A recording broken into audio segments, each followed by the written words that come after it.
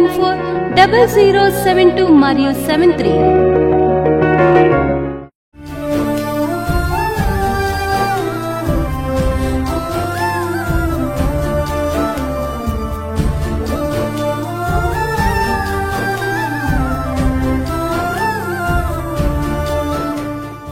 మనమందరం కొన్ని నిమిషాలు దేవుని ఒక వాక్యాన్ని ధ్యానించబోతున్నాం. దేవునిపై నమ్మకం, దేవుణ్ణి ఆశ్రయించే అనుభవం మనకు రావాలి. చాలాసార్లు చూడండి, మన జీవితంలో మనుషుల్ని ఆశ్రయిస్తాం. ఒక జబ్బు రాగానే డాక్టర్ని ఆశ్రయిస్తారు మనుషుల్ని, కష్టం రాగానే మనుషుల్ని వెతుకుతారు. ఏది వచ్చినా ఒక సమస్య పోయి 10 సమస్యలు వస్తున్నాయి ఈనాటి క్రైస్తవులకి. ఎందుకు అలా వస్తున్నాయంటే, శ్రమ కాలంలో, పోరాటంలో, ఒంటరితనంలో, నీ పోరాటంలో నువ్వు దేవునిపై ఆధారపడుట కంటే మనుష్యులపై ఆధారపడటం ఎక్కువైపోయింది. మనుషుల్ని నమ్మడం ఎక్కువైపోయింది, మనుషులపై ఆధారపడటం ఎక్కువైపోయింది, మనుషులపై ఆనుకోవడం ఎక్కువైపోయింది. మనుషులపై ఆధారపడినంత కాలం ఒక శ్రమ కాలం పోయి మనకేమొస్తాయి? కష్టాలు, బాధలు, పోరాటాలు వస్తాయి. అందుకే దేవాది దేవుడు మనకు ఆల్రెడీ బైబిల్ జీవ గ్రంథంలో, తన వాక్కులో, తన వాక్యంలో, తన జీవ మాటల్లో ఏమని, పరిశుద్ధ గ్రంథంలో ఏమని పెట్టాడంటే, 118వ కీర్తన 8-9 వచనాలు చదువుదాం. మనుషులను నమ్ముకుట కంటే యెహోవాను ఆశ్రయించుట మేలు, రాజులను నమ్ముట కంటే యెహోవాను ఆశ్రయించుట మేలు. మనుషులను నమ్ముట కంటే యెహోవాను ఆశ్రయించుట మేలు. అధికారులను నమ్ముకుట కంటే యెహోవాను ఆశ్రయించుట మేలు. దేవుడు జవాబిస్తే అందరి నోరులు ముయ్యబడిపోతాయి. మొన్నటి దినం ఒక దైవజనుడు చనిపోయారు కదా, అక్కడ మనుషులు ఎంత కేకలేస్తున్నా వాళ్ళు ఏం చేస్తారంటే వాళ్ళ దారిలో వాళ్ళు వెళ్ళిపోతూ ఉంటారు. వాళ్ళు ఏమనుకుంటారంటే, ఓ క్రైస్తవులు వీళ్ళని ఇలాగే హింసించవచ్చు, ఇలాగే అందరిని కొడతా ఉంటే వీళ్ళు మౌనంగా ఉంటారు అనుకుంటారేమో. మనం దేవుని ఆశ్రయిస్తున్నాం. నేను నమ్ముతున్నానండి, చాలా దుఃఖపడ్డాను. ఒకలాంటి వెర్రి దుఃఖం వచ్చింది.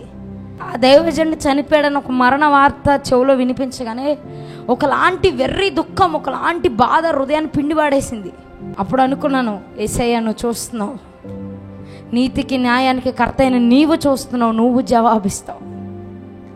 మనుషులు జవాబు ఇవ్వకపోవచ్చు, మేము జవాబు ఇవ్వకపోవచ్చు, కానీ నిర్ణయ కాలంలో దేవుడు ఎవరికి ఎలా జవాబు ఇవ్వాలో ఆయనకి బాగా తెలుసు, ఆయన ఇస్తాడు. మనుషులను ఆశ్రయించట కంటే, శ్రమ కాలంలో మనుషుల వెనకాల పడుట కంటే యెహోవాను ఆశ్రయించటం మేలు. ఓ చిన్న మాట చెప్తాను, ఇది నా సబ్జెక్ట్ కాదు, కానీ చిన్న మాట చెప్పాలనిపిస్తుంది.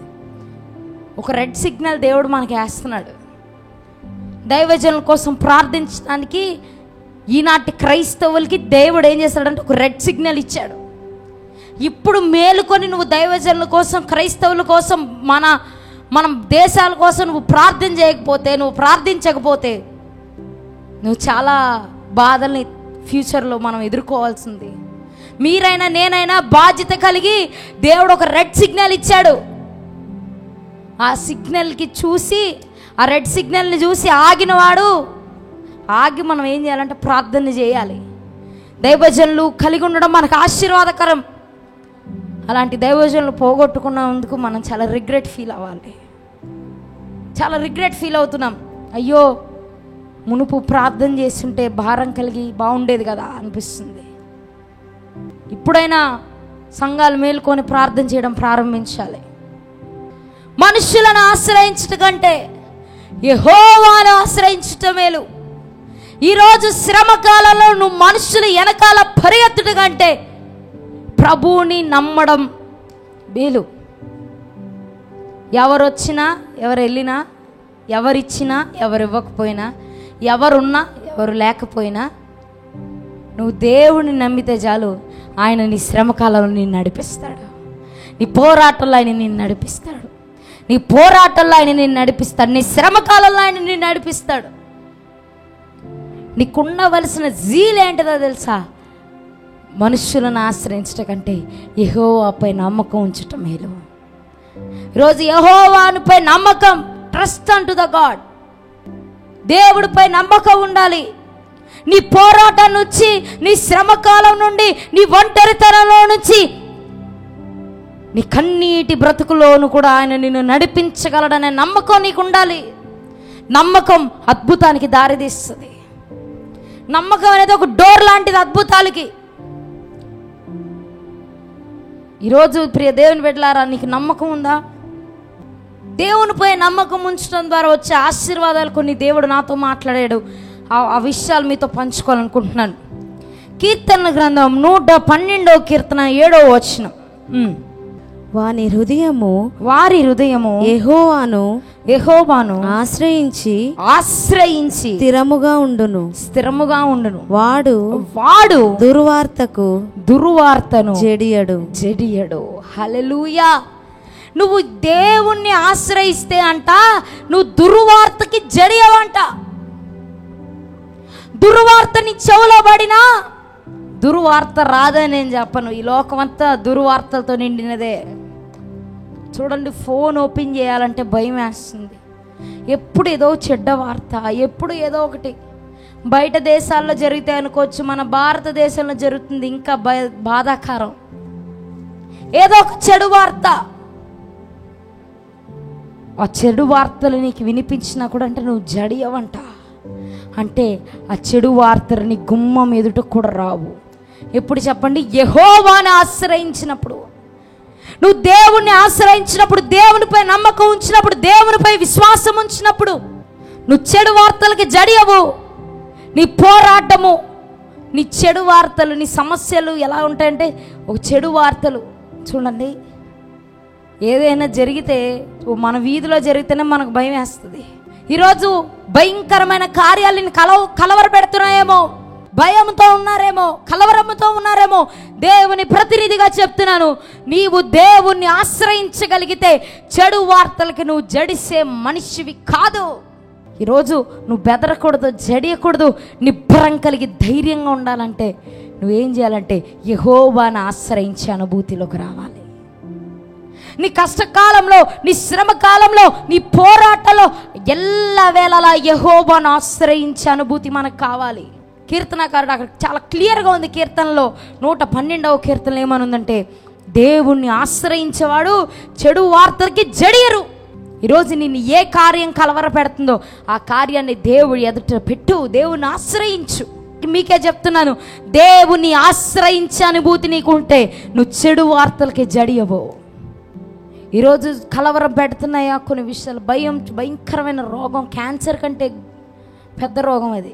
భయం అనేది క్యాన్సర్ కంటే పెద్ద రోగం. బాడీలో ఏముండదు, చిన్న భయం, ఒక చిన్న గెడ్డ లేచింది అనుకోండి, కొవ్వు గెడ్డలు లేచాయి అనుకోండి, ఆ భయం వచ్చింది అనుకోండి, లేని రోగాలు పుట్టిస్తుంది. భయం ఏం చేస్తుంది? లేని ప్రాబ్లమ్స్, లేని సమస్యలు పుట్టిస్తుంది. భయం ఎప్పుడు వస్తుంది తెలుసా? నువ్వు శ్రమ వైపు చూసి దేవుని వైపు చూడలేనప్పుడే. ఒక ఎగ్జాంపుల్ చెప్తా మీకు, ఇంకొకటి మంచిగా అర్థం కావాలంటే చిన్న ఎగ్జాంపుల్ చెప్తా. యేసు ప్రభు వారు ఓడలో ఉన్నారు, తుఫాన్లు ఎగిసి పడుతున్నాయి. శిష్యులు భయపడ్డారు. ఎందుకు చెప్పండి? శిష్యులకి ఎగసిపడే తుఫాను మీద, సముద్రం మీద, సముద్రపై లేచే అలలపై అవగాహన ఉంది, కానీ సముద్రపు అలలని ఆపే దేవుడిపై అవగాహన లేదు. ఈ అవగాహన లేకపోవడం ఏం చేసిందంటే వాళ్ళు కలవరానికి గురి చేసింది. ఈరోజు నీ నమ్మకం దేనిపై ఉంది? ఎగసిపడే తుఫాను పైన, లేకపోతే తుఫాన్ని నిమ్మలపరిచే యేసు పైన? ఇది నువ్వు తెలుసుకోవాలి. ఎవరిపై నీకు అవగాహన? దేనిపై నీకు అవగాహన? ఎవరిపై ఆధారపడుతున్నావు? తుఫాన్లపై, లేకుంటే తుఫాన్లు అణచే యేసుపై? ఒకవేళ దేవునిపై ఆధారపడగలిగితే, నువ్వు దేవుడిపై ఆధారపడగలిగితే, తుఫాను ఎగసిపడ్డా, పెనుగాలిలు వీచినా కూడా నువ్వు జడియావు. ఎందుకంటే నీకు ఎవరు తోడుగున్నారంటే దేవుడు తోడుగున్నాడనే నమ్మకం నీలో ఉంటుంది. రెండవదిగా మనం చూసినట్లయితే కీర్తనల గ్రంథం 9వ అధ్యాయం 10వ వచనం చదువుదాం. యెహోవా నిన్ను ఆశ్రయించు వారిని నీవు విడిచిపెట్టువాడవు కావున నీ నామం ఎరిగిన వారు నిన్ను నమ్ముకొందురు. హల్లెలూయా. ఆయన ఆశ్రయించే వారినంట ఆయన ఎప్పుడు విడిచిపెట్టడంట. ఆయన విడిచిపెట్ట దేవుడు కాదు. మనుషులు చూడండి, కొన్నిసార్లు మనుషులు మన శ్రమ కాలంలో, మన పోరాటాల్లో, మన ఇబ్బందుల్లో, మన ఇరుకుల్లో, మన చేతగాని సమయంలో ఏం చేస్తారంటే వదిలేసి వెళ్ళిపోతారు. మన దేవుడు నీ చావు నువ్వు చావు అని చెప్పే దేవుడు కాదు ఆయన. ఆయన ఆశ్రయించేవారంటే ఆయన విడిచిపెట్టే దేవుడు కాదంట. దేవుని యొక్క వాక్ చాలా క్లియర్గా ఉంది. ఆయన ఆశ్రయించే వారికి అయ్యా నాకు మేలు చేయని చేతులు చాపే వారికి ఆయన విడిచిపెట్టే దేవుడు కాదు. ఆయన ఎలాంటి దేవుడు అంటే అద్భుత కార్యాలని జరిగించే దేవుడు. ఆమేన్, ఆమేన్. ఆయన ఏం చేస్తాడంట? అద్భుత కార్యాలని జరిగిస్తాడంట. రోజు ప్రియ దేవుని బిడ్డలారా, ఆయన ఆశ్రయించేవారు మీరు, మిమ్మల్ని ఆయన విడిచిపెట్టే దేవుడు కాదు. పర్వతాలు తొలగినా, మెట్టలు తత్తరిల్లినా ఆయన మిమ్మల్ని విడిచిపెట్టే దేవుడు కాదు. ఈరోజు ప్రియ దేవుని బిడ్డలారా, దేవుని ఆశ్రయించేవారిని ఆయన ఎప్పుడు విడిచిపెట్టడు. మీరు అనుకోని ఉండొచ్చు, జరుగుతున్న సంఘటనలు నీ చుట్టూ జరిగే, నీ కలవరపరిచే ఇవన్నీ నిన్ను బాధ పెట్టే విషయాలన్నీ నీ చుట్టూ జరిగి నువ్వు మనోవేదనతో దేవుడు నన్ను వదిలేసాడేమో, దేవుడు నా కుటుంబాన్ని వదిలేసాడేమో, దేవుడు నన్ను పట్టించుకోవట్లేదేమో, నా పిల్లలను పట్టించుకోవట్లేదేమో, నన్ను పట్టించుకోవట్లేదేమో, నా భవిష్యత్తు ఏంటి, నా పిల్లల భవిష్యత్తు ఏంటి, నా జీవితం ఏంటి అని కలవరపడి ఏడుచి రోధిస్తున్నాయేమో. ప్రియ దేవుని బిడ్డలారా, ఆయన మిమ్మల్ని విడిచిపెట్టే దేవుడు కాదు. ఆయన వదిలిపెట్టే దేవుడు కాదు. మనుషుల్ని వదిలిపెట్టచ్చు, మనుషుల్ని విడిచిపెట్టచ్చు, మనుషుల్ని వదిలేసి వెళ్ళచ్చు, మనుషుల్ని వదిలేసి తిరగచ్చు. కానీ ఆయన ఏమంటున్నాడంటే, నన్ను ఆశ్రయించే వారిని నేను విడిచిపెట్టే దేవుణ్ణి కాను. దేవుని ఆశ్రయిస్తే మొట్టమొదటిగా ఏమొస్తుందని చెప్పాను? చెడు వార్తకి జడియరు అని చెప్పాను. రెండోదిగా ఆయన విడిచిపెట్టే దేవుడు కాదని చెప్తున్నాను. ఆయన ఆశ్రయించిన నిన్ను ఆయన విడిచిపెట్టే దేవుడు కాదు. ఏదో నువ్వే చెయ్యాలయ్యా అని అడిగిన నిన్ను ఆయన వదిలేసే దేవుడు కాదు. నువ్వే ఏదైనా నా జీవితంలో చెయ్యాలని అడిగిన నిన్ను వదిలేసే దేవుడు కాదు. నా పిల్లల జీవితంలో, నా భర్త జీవితంలో, నా భార్య జీవితంలో ఒక అద్భుతం నువ్వే చేయాలని అడిగిన నిన్ను ఆయన విడిచిపెట్టే దేవుడు కాదు. మూడోదిగా ఏంటంటే, ఇర్మియా గ్రంథం 17వ అధ్యాయం 7-8 వచనాలు ఒకసారి చదువుదాం. యెహోవాను నమ్ముకొనువాడు ధన్యుడు. యెహోవానికి ఆశ్రయముగా ఉండును. వాడు జలముల యొద్దట నాటబడిన చెట్టు వలె నుండును. అది కలువల ఓరను దాని వేర్లు తన్నును. వెట్ట కలిగినను దానికి భయపడదు. దాని ఆకు పచ్చగా నుండును.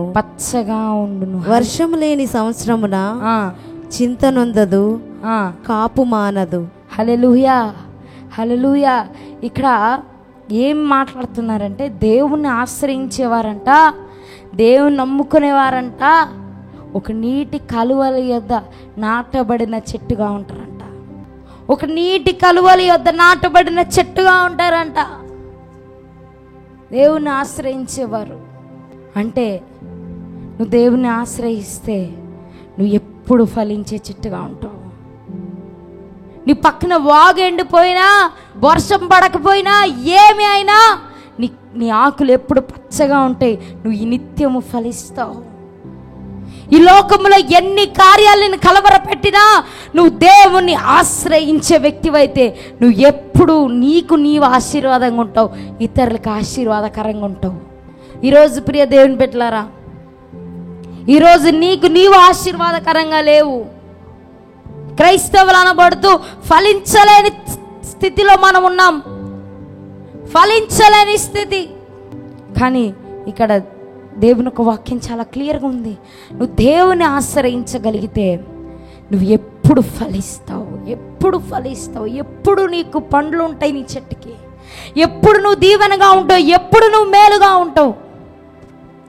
నీకు ఎట్టి రీతి అనుభవం కావాలంటే ఎలాంటి సమయంలో అయినా దేవుణ్ణి ఆశ్రయించే అనుభవాలు కావాలి. ఈ ఆశ్రయించే అనుభవం ఏం చేస్తుందంటే నిన్ను ఫలించే చెట్టుగా మారుస్తుంది. చివరిగా 4వది సామెతలు 3:5-6 వచనాలు చదువుదాం. 3:5-6 వచనాలు. నీ స్వబుద్ధిని ఆధారము చేసుకొనక నీ పూర్ణ హృదయముతో యెహోవా యందు నమ్మిక ఉంచుము. నీ ప్రవర్తన అంతటి యందు ఆయన అధికారమునకు ఒప్పుకొనుము. అప్పుడు ఆయన నీ త్రోవలను సరళం చేస్తాడంట.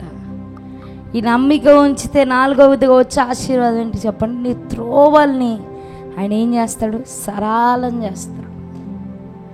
నువ్వు వెళ్ళబోయే మార్గాన్ని ఆయన ఏం చేస్తాడు? సరళం చేస్తాడు. ఒక్క మాటలో చెప్పాలంటే దేవునిపై ఉన్న నమ్మకం నిన్ను విజయానికి నడిపిస్తుంది. దేవునిపై నీకున్న నమ్మకం నిన్ను ఆశీర్వాద ఊటల ఎద్దకు తీసుకెళ్తుంది. దేవునిపై నీకున్న నమ్మకం నీ అవమానాన్ని ఘనతగా మారుస్తుంది. దేవునిపై నీకున్న నమ్మకం నీ కన్నీరుని నాట్యంగా మారుస్తుంది. 4 విషయాలు చెప్పా. దేవునిపై మనం ఆధారపడగలిగితే, దేవునిపై నమ్మకాన్ని ఉంచగలిగితే మనకు వచ్చే 4 ఆశీర్వాదాల కోసం మనం డిస్కస్ చేసాం. మొదటిగా చెడ్డ వార్తలకి జడియరు అని చెప్పారు. 2వదిగా దేవుడు విడిచిపెట్టడు, ఆయన ఆశ్రయించే వారిని ఏం చేయడంట? ఆయన విడిచిపెట్టడంట. 3వదిగా కలువలి యొద్ద నాటబడిన చెట్టుగా ఉంటారంట, ఎప్పుడు ఫలించే చెట్టుగా ఉంటారు. 4వదిగా నీ త్రోవలు ఆయన సరళం చేస్తాడు. ఇది దేవుని బిడ్డలుగా మీరు ఏం చేయాలంటే, మీరు నేను ఒకే నమ్మకం, ఒకే విశ్వాసం, దేవునిపై ఆధారపడే అనుభూతిలోకి రావాలి. దేవునిపై ఆధారపడాలి. ప్రతి చిన్నదానికి, ప్రతి పెద్దదానికి, ప్రతి విషయానికి దేవునిపై ఆధారపడాలి. ఒక 10 రూపాయల కోసం కూడా నువ్వు దేవునిపై ఆధారపడగలిగితే ఆయన నేను ఆస్తికర్తలుగా చేస్తాడు. ఆయన వాక్కు చాలా క్లియర్గా ఉంది. దేవునిపై ఆధారపడే వారిని ఆయన ఇప్పుడు విడిచిపెట్టే దేవుడు కాదు. మనుషులపై ఆధారపడితే ఈరోజు నేను నీ యొద్దకు వచ్చి నీకు సాయం చేసి రేపటిదేను నేను వదిలేస్తారు. మనుషులపై ఆధారపడినంత కాలం నీకు శ్రమ, మనుషులపై ఆధారపడినంత కాలం ఉన్నది ఊడిపోతుంది, ఉన్న సంతోషం పోతుంది, ఉన్న సమాధానం పోతుంది.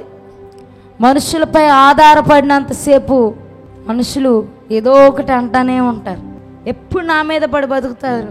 కొంతమంది చూడండి, వాళ్ళ మాటలు ఎలా ఉంటాయి? ఎప్పుడు నా మీద పడే బతుకుతారు. ఎప్పుడు నేనే చేయాలి, వీళ్ళు ఫోన్ ఎత్తితే ఏదో ఒకటి అడుగుతారు అని మాట్లాడుకునే కాలంలో ఉన్నాం మనం. అంత్య దినాల్లో ప్రేమ చల్లారిపోతుందంట. ఎవరికి ప్రేమ లేవు. ఒక మనిషిలాగే చూడట్లే ఈ రోజుల్లో. ఇలాంటి కాలంలో ఏ మనుషుడి దగ్గరికి వెళ్ళి చేయి జాపుతావు? ఏ మనుషుడి దగ్గరికి వెళ్ళి నాకు సాయం చేయండి అని నోరు తెరిచి అడుగుతావు? ఏ మనుషుడి దగ్గరికి వెళ్ళి నా బతుకును మార్చండి అని అడుగుతావు? ఈ రోజుల్లో మనుషుల దగ్గర నుంచి ఏదో ఎక్స్పెక్ట్ చేసేది లేదు. ఈ కాలంలో ఎవరికి వాళ్ళు ఎదగాలి అని చూసే కాలం ఇది. ఎవరికి వాళ్ళు నా దారిలో నేను పోవాలి అని చూసే కాలం ఇది. మనుషులపై ఆధారపడడం వేస్ట్. నీకు టైం వేస్ట్, నీ డబ్బు వేస్ట్, నీకు అన్నీ వేస్తే. మనుషులపై ఆధారపడినంత కాలం నువ్వు నాపై ఆధారపడు, నేను వదలను అని ఏ మనుషుడు చెప్పడు, ఎవరు చెప్పరు. వాళ్ళు చెప్పినా కాలం వాళ్ళని ఉంచదు. ఏదో ఒక రోజు కాలం వాళ్ళని తీసుకెళ్తుంది. ఏదో ఒక రోజు ప్రభు పిలుపు వస్తే వాళ్ళు వెళ్ళిపోతారు. నీకు సాయం చేసిన వాళ్ళు కూడా ఏం చేస్తావు? ఎవరిపై ఆధారపడతావు? ఉన్నంత కాలం వాపై, ఆ మనిషిపై, ఈ మనిషిపై, ఈ వీళ్ళపై, వాళ్ళపై ఆధారపడి చేతులు చాపడమేనా? వాళ్ళు చేయలేదని దుఃఖపడమేనా? నా జీవితం మారదని ఏడవడమేనా? ఒక క్రైస్తవుడుగా, దేవుని బిడ్డలుగా దేవునిపై ఆధారపడే అనుభూతిలోకి రావాలి. ఈ దేవునిపై ఆధారపడితే 4 ఆశీర్వాదాలు. చెడు వార్తకి జడియరు, దేవుడు మిమ్మల్ని వదిలిపెట్టడు, మీరు నీటి కాలంలో నాటబడిన చెట్టుగా ఉంటారు, మీ త్రోవలను సరళం చేస్తాడు. దేవుడిపై ఆధారపడటం నీకు ఏం తీసుకొస్తుందంటే విజయాన్ని తీసుకొస్తుంది. మీరు చిన్న ప్రార్థన చేస్తా మీ కొరకు. ఎవరెవరైతే ఈ వాక్యం ద్వారా బ్లెస్ అయ్యారో దేవుడితో చెప్పండి, అయ్యా నేను నీపై ఆధారపడతాను ప్రభా, నా శ్రమ కాలమైన, నా పోరాటమైన నేను నీపై ఆధారపడతాను ప్రభా, నిన్నే వెంబడిస్తాను ప్రభా.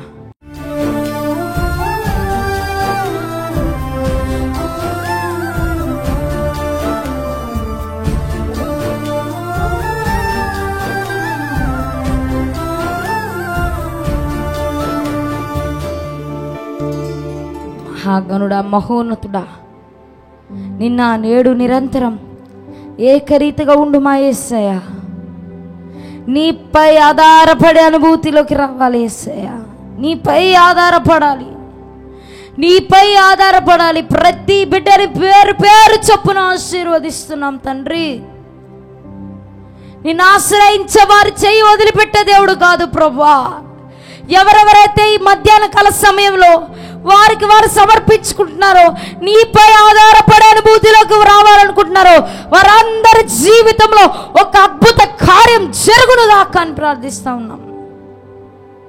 మీరే అద్భుత కార్యం జరిగించమని యేసు నామములో అడిగి వేడుకుంటున్నాం తండ్రి. Amen, amen, amen. విజయవాడలో దహించు అగ్ని సేవకుల కూడిక ఏప్రిల్ 15వ తేదీన ఉదయం 10 గంటల నుండి ప్రారంభించబడును. ముఖ్య ప్రసంగికులు డాక్టర్ థామస్ గారు, దహించు అగ్ని మినిస్ట్రీస్, రాజమహేంద్రవరం. స్థలం కందుకూరి కళ్యాణ మండపం, జింకానా గ్రౌండ్స్, విజయవాడ. మరిన్ని వివరాలకు 9032224646 మరియు 9032224747.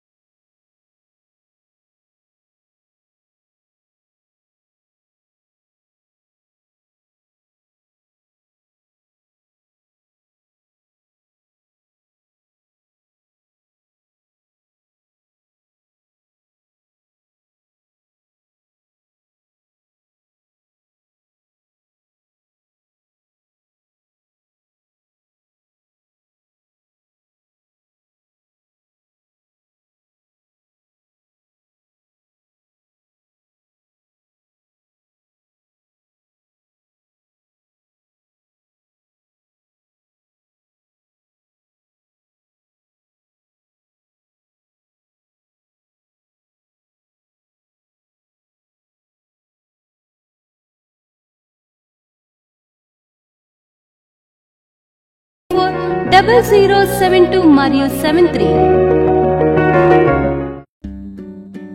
ఇది కుటుంబ ఆశీర్వాద కూడిక. ఇక్కడ మేము మా కుటుంబాలను కట్టుకున్నాం. మరి మీరు? అయితే ప్రతి శుక్రవారం రాజమహేంద్రవరంలో జరిగే ఈ కుటుంబ ఆశీర్వాద కూడికలో పాల్గొనండి. ఈ కూడిక జరుగు స్థలం దహించు అగ్ని ఆడిటోరియం, నటరాజ్ థియేటర్, రాజమహేంద్రవరం. సికింద్రాబాద్ లో దహించు అగ్ని అద్భుత అసాధారణ కూడిక ప్రతి శనివారం సాయంత్రం 5 గంటల నుండి ప్రారంభించబడును. స్థలం SPG church ground, alpha hotel వెనుక, సికింద్రాబాద్. మరిన్ని వివరాలకు 9494940074 మరియు 75. రాజమహేంద్రవరంలో దహించు అగ్ని అభిషేక ఆదివారపు ఆరాధన ఇప్పుడు ప్రతి ఆదివారం ఉదయం 9:30 నుండి ప్రారంభించబడును. తప్పక పాలు పొందండి, దైవిక ఆశీర్వాదం పొందండి. స్థలం దహించు అగ్ని ఆడిటోరియం, నటరాజ్ థియేటర్, రాజమహేంద్రవరం. మీ ప్రార్థన అవసరతలకు 9494940072 మరియు 73. ఈ టీవీ కార్యక్రమాన్ని చూసి ఆశీర్వదించబడినట్లయితే దహించు అగ్ని టీవీ పరిచర్యకు మరియు బ్లెస్సింగ్ ల్యాండ్ కు సహకరించండి. దహించు అగ్ని trust current account number 357222444370, State Bank of India main branch, Rajamahendravaram. My address doctor Thomas, దహించు అగ్ని మినిస్ట్రీస్, తుమ్మలోవా, రాజమహేంద్రవరం.